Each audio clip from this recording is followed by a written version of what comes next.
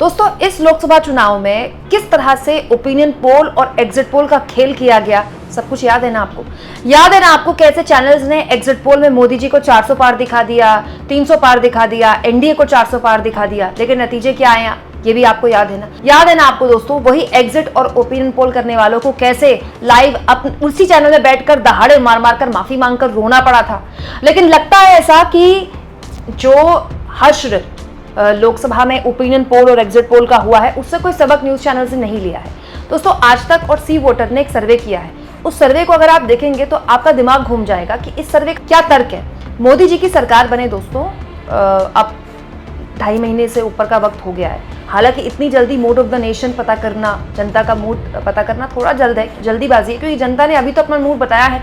लेकिन फिर भी सी वोटर के साथ आज तक ने एक सर्वे किया जिसमें एक सवाल पूछा गया कि उत्तर प्रदेश में अगर आज चुनाव हो जाए, फिर से लोकसभा के चुनाव हो जाए, तो किसको कितनी सीटें मिलेंगी। दोस्तों, आप इसके रिजल्ट देखेंगे ना तो आपको सारी पिक्चर समझ में आ जाएगी। देखिए, रिजल्ट ये बताते हैं कि वो बीजेपी जिसने अभी 2-2.5 महीने पहले यूपी में 33 सीटें हासिल की थी, उसकी सीटें बढ़कर 35 हो जाएंगी, ठीक है। और समाजवादी पार्टी जिसके पास 37 सीटें थी, उसकी सीटें कम होकर 34 हो जाएंगी। इसके अलावा जो सीटें बढ़ी हैं वो आरएलडी और जो अनुप्रिया पटेल की पार्टी है उसकी भी बढ़ी हैं। 4 सीटें उनकी दिखाई गई है, जबकि उन दोनों की 3 सीटें आई थी कुल मिलाकर। इसके अलावा दोस्तों कांग्रेस की 6 की 6 ही दिखाई गई हैं। ये सब कुछ तब हुआ है दोस्तों जब उत्तर प्रदेश में बीजेपी के अंदर भगदड़ मची हुई है।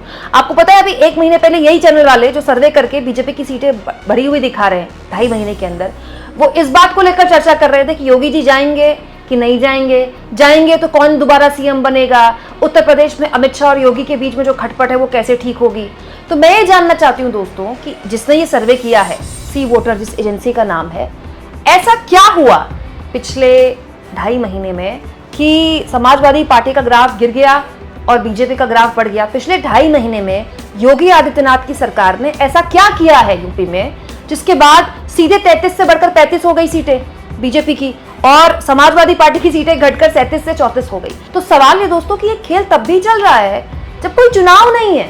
किसके लिए माहौल बनाने की कोशिश की जा रही है। हालांकि इस तरह के सर्वेज में सैंपल साइज को लेकर हमेशा हर कोई सवाल पूछता रहता है, लेकिन मैं ये जानना चाहती हूँ दोस्तों कि उत्तर प्रदेश में पिछले 2.5 महीने में लगातार सरकार पर सवाल खड़े हुए हैं। योगी आदित्यनाथ के खुद की कुर्सी खतरे में है, अभी भी खतरे में है, उसके बावजूद भी आखिर किस बेसिस में दोस्तों, किस बेसिस में ये कहा गया कि समाजवादी पार्टी की सीटें घट जाएंगी और बीजेपी की सीटें बढ़ जाएंगी। तो केवल उत्तर प्रदेश ही नहीं, कई राज्यों को लेकर इस तरह के सर्वे किए गए। यही सर्वे राजस्थान को लेकर भी एक सर्वे किया गया, पश्चिम बंगाल को लेकर भी सर्वे किया गया। कहीं बीजेपी की सीटें घटा दी गई, कहीं बीजेपी की सीटें बढ़ा दी गई। लेकिन उत्तर प्रदेश तो आप जानते हैं ना, परसेप्शन बनाने के लिए कितना महत्वपूर्ण राज्य है। तो वहां आखिर किस आधार पर यह कहा जा रहा है कि जो सीटें हैं वो समाजवादी पार्टी की घट जाएंगी, अखिलेश यादव की घट जाएंगी और बीजेपी की बढ़ जाएंगी, एनडीए की बढ़ जाएंगी। आपको क्या लगता है दोस्तों, इसके पीछे क्या खेल हो सकता है?